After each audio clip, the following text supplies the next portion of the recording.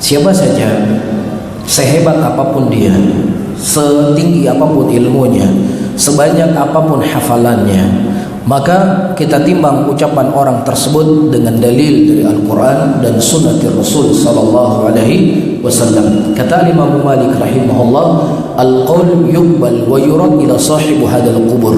Ucapan seseorang bisa diambil dan bisa ditolak kecuali pemilik kubur ini, yaitu siapa?